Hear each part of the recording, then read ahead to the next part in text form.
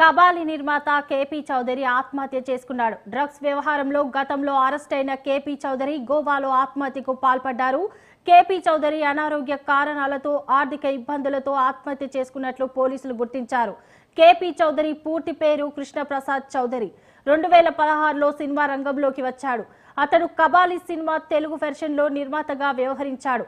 అంతేకాకుండా పలు తెలుగు, తమిళ చిత్రాలకు డిస్ట్రిబ్యూటర్గా పనిచేశాడు.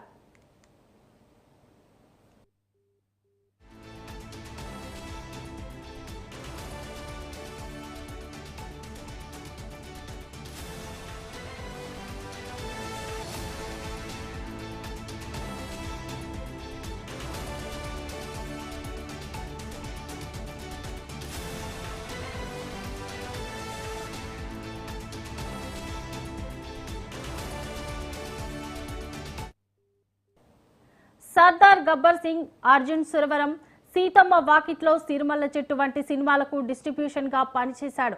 సినీ రంగం కేపీ చౌదరికి పెద్దగా కలిసి రాలేదు. సినీ రంగంలో చేతులు కాల్చుకున్న కేపీ చౌదరి ఆ నష్టాలను పూడ్చుకోవడానికి డ్రగ్స్ దందాలోకి దిగాడు.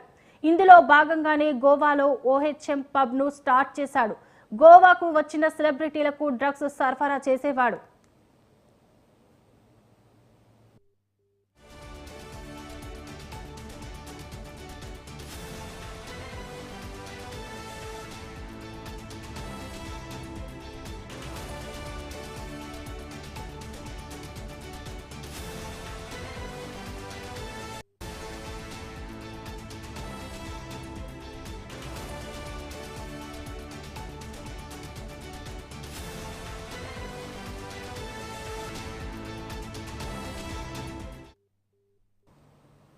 ఇలా టాలీవుడ్ సెలబ్రిటీలు చాలా మందితో కేపీకి సాన్నిహిత్యం ఏర్పడింది. పబ్ బిజినెస్ లో కూడా నష్టాలు రావడంతో కేపీ చౌదరి హైదరాబాద్ కు తిరిగి వచ్చాడు. గోవా నుంచి వస్తూ 100 ప్యాకెట్ల కొకైన్ తీసుకువచ్చాడు. పలు సినీ తారలతో సంబంధాలున్నాయని అప్పట్లో కేపీ చౌదరి పేరు మారుమ్రోగిపోయింది. సెలబ్రిటీలతో సన్నిహితంగా ఉన్న ఫోటోలు అప్పట్లో చర్చనీయాంశంగా మారాయి.